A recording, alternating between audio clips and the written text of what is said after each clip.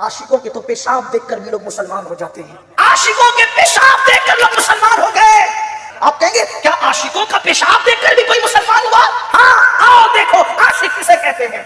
हमारे तो चेहरे देखकर भी लोग नमाजी नहीं होते। आशिकों के पेशाब देखकर, उनका यूरिन देखकर, उनका कारूला देखकर लोग मुसलमान हो गए। ये बात मैं नहीं कह रहा अपनी तरफ से, ताउसुल उलमा सैयदुत ताइफा हज़रत जुनैद बगदादी कहते हैं। अस्सलामु अलैकुम वरहमतुल्लाहि वबरकातुहू। अऊज़ु बिल्लाहि मिनश शैतानिर रजीम। बिस्मिल्लाहिर रहमानिर रहीम। या अय्युहन नासु अअ्बुदू रब्बकुमुल्लज़ी खलक़कुम वल्लज़ीना मिन क़ब्लिकुम लअल्लकुम तत्तक़ून। जी नाज़रीन, आज हम आपके सामने बड़ी ही अहम वीडियो रखने वाले हैं। नाज़रीन यकीन मानिए, अब इससे बड़ा शिरक क्या हो सकता है। हम आपको वीडियो जो दिखाएंगे, वीडियो तो और भी ज्यादा है, लेकिन पहली जो वीडियो हम दिखाने जा रहे हैं उसके अंदर एक बरेलवी मौलवी है। तो यकीन मानिए उस बंदे ने यानी जो तफसीर कर रहा है अस्तगफिरुल्लाह मुआज़ल्लाह, अल्लाह माफ फरमाए, वो बंदा कह रहा है कि नबी इब्राहीम अलैहिस्सलातु वस्सलाम जब चीखा के अंदर गए तो गौस पाक ने दुआ की थी, तो तब ये बा हिफाजत यानी हिफाजत के साथ चीखा से बाहर आए थे। नबी अयूब अलैहिस्सलातु वस्सलाम के ऊपर जब आजमाइश आई तो उस वक्त भी पीर अब्दुल कादिर जिलानी रहमतुल्लाह अलैह साथ थे। फिर नबी नूह अलैहिस्सलाम ने जब कश्ती तैयार की तो उस वक्त भी वो साथ थे। अगले जो जुमले बोले हैं ना वो मैं बयान ही नहीं कर सकता। अस्तगफिरुल्लाह मुआज़ल्लाह, अपनी ईमानदारी से बताइएगा इस बंदे के पास क्या समझ शाऊर है, अकल है। और यहाँ पे एक जुमला और ज़हन में आ गया, बल्कि बात ज़हन में आ गई। आपने चंद दिन कबल, 2-3 दिन कबल जो बंद के मुफ्ती अब्दुल वहाब कुरैशी की बात भी सुनी होगी।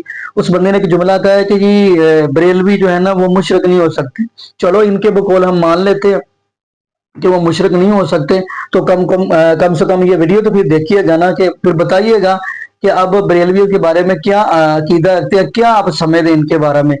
और साथ हम आपको और भी वीडियो दिखाएंगे।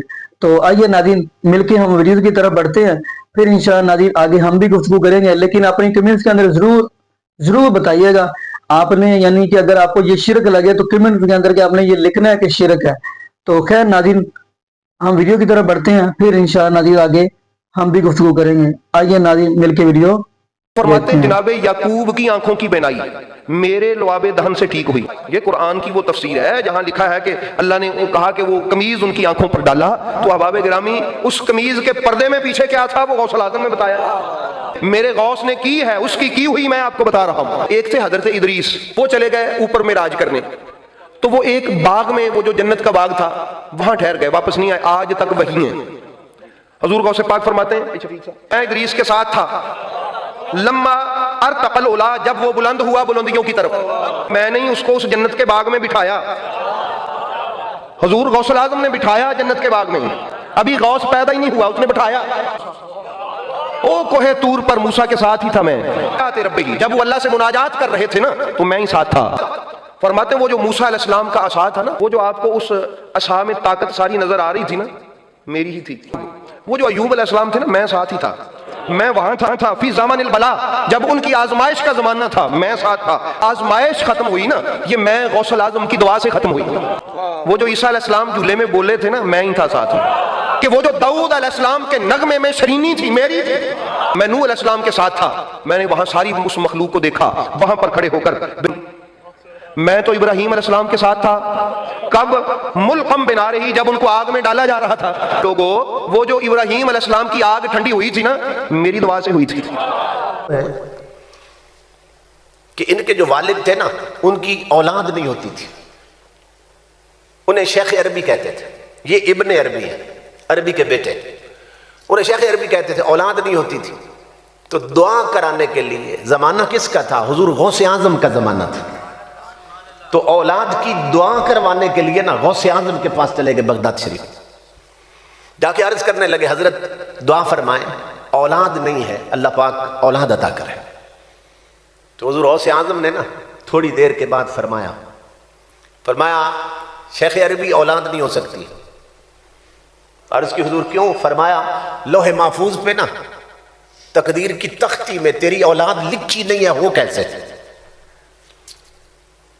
तेरे मुकद्दर में औलाद ही नहीं लिखी हुई। اس لیے نہیں ہو سکتی۔ بندے سمجھدار تھے، تھوڑا دور بیٹھے تھے، غوث اعظم کے اور قریب ہو گئے، قدموں پہ ہاتھ رکھا، عرض کی حضور اگر وہاں لکھی ہوتی تو پھر یہاں آنے کی ضرورت کیا تھی؟ جن کی وہاں لکھی ہو انہیں تو گھر بیٹھے مل جاتی ہے، وہاں لکھی ہوتی تو یہاں کیوں آتا میں؟ نہیں لکھی تو لکھوائے نا محبوب زبانی۔ غوث اعظم اس بات پر جلال میں آ گئے تھے، اور آپ نے فرمایا شیخ عربی پھر جلدی کرو، میرے پیچھے آ کے بیٹھو اور اپنی پشت جوڑو میری پشت کے ساتھ۔ وہ اٹھے اور پشت لگائی۔ غوث اعظم نے جلال میں فرمایا شیخ عربی اللہ کی عزت کی قسم، اور میری پشت میں ایک ہی بیٹا رہ گیا تھا، جا تجھے عطا کر دیا۔ سفر کی 27 تاریخ کو ولادت ہوئی، چاشت کے وقت حضرت محبوب الہی حضرت محبوب الہی جب چاشت کے وقت پیدا ہوئے تو آپ کو غسل دیا گیا۔ تو غسل جس وقت دائی دے رہی تھی وہاں پر ایک مریضہ عورت بھی موجود تھی، وہ چند چھینٹیں اڑ کر کے اس عورت پر پڑے جو مریضہ تھی، تو ان چھینٹوں کی برکت سے، حالانکہ وہ لا علاج مریضہ تھی لیکن بس اس لیے وہ اس وقت آ گئی تھی کہ چلو ایک سیدہ کی میں خدمت کر لوں اور ان کی دعائیں لے لوں، حالانکہ اس کو طبیبوں نے حکیموں نے جواب دے دیا تھا کہ تیری بیماری کا کوئی علاج نہیں ہے۔ تو دائی غسل دے رہی تھی تو یہ کھڑی ہو گئی وہاں پر، کب محبوب الہی ابھی پیدا ہوئے تو چند چھینٹیں اس کے وجود پر پڑے، اور جب وجود پہ پڑے تو اس کا جسم گرم ہونا شروع ہوا، اور جب اس کا جسم ٹھنڈا ہوا تو وہ مرض ختم ہو چکا تھا۔ اس کے بعد سے حضرت محبوب الہی کے یہاں بھی یہ رسم ہو گئی کہ جس دن محبوب الہی کی ولادت کا دن آتا حضرت محبوب الہی غسل کرتے، اور وہ غسل کا پانی مریضوں میں تقسیم کیا جاتا، اور جو مریض بھی لے کر کے جاتا اللہ اس کو شفا عطا فرماتے۔ آپ کے بچپنے میں بھی یہ ہوا، آپ کی جوانی میں ہوا، اور بعد میں بھی یہ ہوا، اور آج بھی لکھا گیا ہے، کتابوں کے اندر موجود ہے، جس دن حضرت محبوب الہی کی ولادت کا دن آتا ہے تو آج بھی آپ کے مزار کو غسل دیا جاتا ہے۔ ہر ولی کے مزار کو غسل کب دیا جاتا ہے؟ جو ہے وہ سندل کے وقت، عرس کے ایام میں دیا جاتا ہے، لیکن حضرت محبوب الہی کو جو ہے مزار کو جو ہے وہ وصال کے دن کے ساتھ ساتھ ولادت کے دن بھی غسل دیا جاتا ہے، اور وہ مزار کا پانی آج بھی لا علاج مریضوں میں تقسیم کیا جاتا ہے، جو سچی عقیدت کے ساتھ لے جاتے ہیں اللہ بغیر دوا کے ان کو آج بھی شفا عطا فرماتے ہیں۔ صحیح حضور سرکار غوث اعظم کے کٹورے میں پیشاب مبارک کو دیکھا اس حکیم نے، وہ کھڑا ہو گیا اپنے ماتم میں، وہ اپنے ماتم میں کھڑا ہو گیا اور اس نے کہا کہ یہ پیشاب مبارک کس کا ہے؟ کہا کیوں؟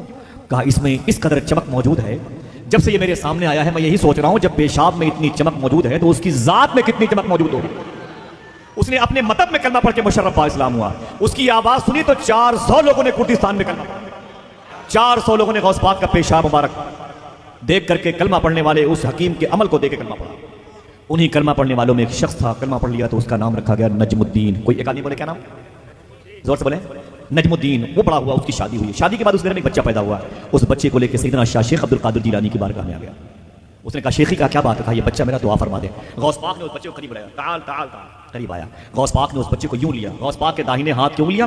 اس بچے کی گردن پہ تھی، اسے یوں لیا اور یوں لے کے اس کی پیشانی کو دیکھ کے فرمایا نجم الدین جی سیدی، فرمایا تیرا یہ بیٹا بہت بڑا بادشاہ بنے گا، فرماتے تیرا یہ بیٹا بہت بڑا بادشاہ بنے گا۔ یہی بچہ جب بڑا ہوا تو دنیا اسی کو فاتح بیت المقدس سلطان صلاح الدین ایوبی کے نام سے جانتی ہے۔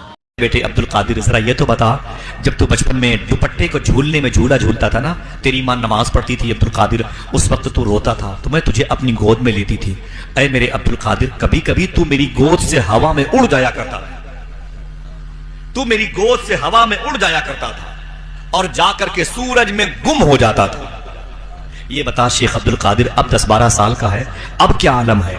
غوث پاک نے کہا اے میری ماں، وہ تو عبد القادر کا بچپنا تھا، جب عبد القادر تیری گود سے نکل کر ہوا میں اڑتے ہوئے سورج میں گم ہو جاتا تھا، اب عبد القادر 10-12 سال کا ہو گیا، ہزاروں سورج عبد القادر کی ذات میں گم ہو جاتے ہیں۔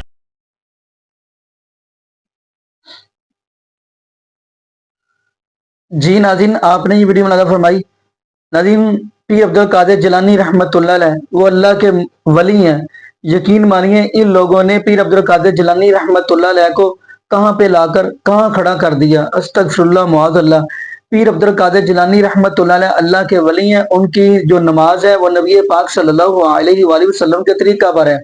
تو ناظرین میں اگلی بات بھی کرتا چلوں، اس بندے نے یہ بھی کہا ہے کہ نبی نوح علیہ السلام کی کشتی کے اندر بھی موجود تھے۔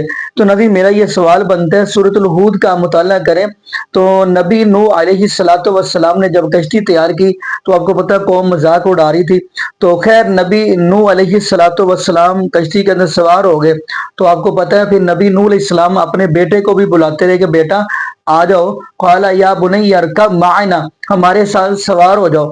تو بیٹے نے آگے سے کیا جواب دیا تھا؟ قرآن کہہ رہے ہیں قال سآوی الی جبل یعصمنی من الماء، بیٹا کہنے لگا کہ ابا جی میں تو پہاڑ پر چڑھ جاؤں گا۔ تو نبی نوح علیہ الصلوۃ والسلام اپنے بیٹے کو بلاتے رہے لیکن بیٹا نہیں آیا۔ اب بیٹا پانی کے اندر غرق ہو رہا ہے۔ اب میرا سوال بن رہا ہے کہ یہ بیٹا نبی نوح علیہ السلام کا بیٹا پانی کے اندر غرق ہو رہا ہے، تو پھر آگے بڑھ کر پیر عبد القادر جیلانی رحمۃ اللہ علیہ نے نبی نوح علیہ الصلوۃ والسلام کے بیٹے کو کیوں نہیں بچایا؟ سوال بنتا ہے نا، یہ آگے بڑھ کر پیر عبد القادر جیلانی رحمۃ اللہ علیہ نے کیوں نہیں حفاظت کی نبی نوح علیہ الصلوۃ والسلام کے بیٹے کی؟ اگلی بات ہم کرتے چلے۔ نبی نوح علیہ الصلوۃ والسلام نے یہ بات کہی اللہ یہ میرا اہل ہے، فرمایا یہ تیرا اہل نہیں ہے۔ اگلے جو جملے ہیں نا سورہ ہود کا آپ خود ہی مطالعہ کریے گا۔ اللہ رب العالمین نے اپنے نبی نوح علیہ الصلوۃ والسلام سے فرمایا اے میرے پیارے نوح جس بات کا آپ کو علم نہ ہو وہ بات نہیں کرتے۔ اگلے جملے ہیں وہ آپ خود ہی پڑھیے گا۔ تو ناظرین یقین مانیے اب میں اگلی بات کرتا چلوں۔ نبی ایوب علیہ الصلوۃ والسلام، یہ اللہ کے نبی، پریشانی آئی ہے، دکھ آیا، مصیبت آیا، جبکہ قرآن کیا کہہ رہا ہے وَأَيُّوبَ إِذْ نَادَى رَبَّهُ أَنِّي مَسَّنِيَ الضُّرُّ وَأَنْتَ أَرْحَمُ الرَّاحِمِينَ۔ نبی ایوب علیہ الصلوۃ والسلام صرف رب العالمین کی ذات کو پکار رہے ہیں۔ اس بندے نے پتہ نہیں کیا تفسیر کر دی کہ غوث پاک ایسے غوث پاک ایسے۔ میں ناظرین پیر عبد القادر جیلانی رحمۃ اللہ علیہ کا انکار نہیں کر رہا، میں تو اس کو ولی مان رہا ہوں۔ اب قرآن کہہ رہا ہے نبی ایوب علیہ الصلوۃ والسلام نے رب العالمین کو پکارا تو رب العالمین نے جواب ہی دیا، فرمایا اے پیارے ایوب علیہ السلام ہم نے آپ کی دعا کو قبول کر لیا، خیر وہ ساری بیماری وغیرہ ختم ہو گئی، آزمائش ختم ہو گئی۔ اگلی بات ہم کرتے چلے، پھر نبی ابراہیم علیہ السلام کی اس بندے نے بات کی ہے۔ نبی ابراہیم علیہ الصلوۃ والسلام جد الانبیاء نبی ہیں ابراہیم علیہ السلام۔ انہوں نے چیخا کے اندر گئے تو آپ کو پتہ ہے آپ نے اکثر علماء سے یہ بات سنی ہے کہ جبریل علیہ السلام آئے اور وہ بارش برسانے والے بھی یعنی فرشتے آئے۔ جبریل علیہ السلام نے کہا کہ اگر آپ اجازت دیں تو ہر چیز ختم کر کے رکھ دوں، اور بارش والے نے کہا اگر آپ آرڈر کریں تو میں بارش برسا کے آگ کو ٹھنڈی کر دوں۔ تو نبی ابراہیم علیہ السلام نے تو یہ بات کہی تھی کہ نہیں میرا اللہ جانے اور میں جانوں، میرا اللہ دیکھ رہا ہے نا۔ تو پھر اللہ رب العالمین کا قرآن کہہ رہا ہے جب یہ عقیدہ نبی ابراہیم علیہ السلام کا عقیدہ توحید تھا تو اللہ رب العالمین کا قرآن کہہ رہا ہے قُلْنَا يَا نَارُ كُونِي بَرْدًا، قرآن کہہ رہا ہے ہم نے کہا کہ اے آگ ٹھنڈی ہو جائے، اتنی بھی ٹھنڈی نہ ہونا کہ نبی ابراہیم علیہ الصلوۃ والسلام کو یعنی سردی لگنے لگ پڑے۔ ناظرین یقین مانیے جتنے انبیاء ہیں انبیاء علیہ السلام نے رب العالمین کا دروازہ کھڑکایا ہے۔ میں یہاں پہ یہی دعا کرتا ہوں اللہ پاک ایسے لوگوں کو سمجھ عطا فرما دے، اور یہ بھی دعا کرتا چلوں اللہ پاک ہمیں نبی پاک صلی اللہ علیہ وآلہ وسلم کی شریعت کے مطابق زندگی گزارنے کی توفیق دے، اور اللہ پاک ہمیں 5 وقت کا پکا اور سچا نمازی بنا دے، اور جتنے بھی بے اولاد جوڑے ہیں اللہ پاک سب کو نیک نورینہ صحت تندرستی والی ایمان والی لمبی زندگی والی اولاد عطا فرما دے۔ جزاکم اللہ خیرہ، احسن جزا، السلام علیکم ورحمۃ اللہ وبرکاتہ۔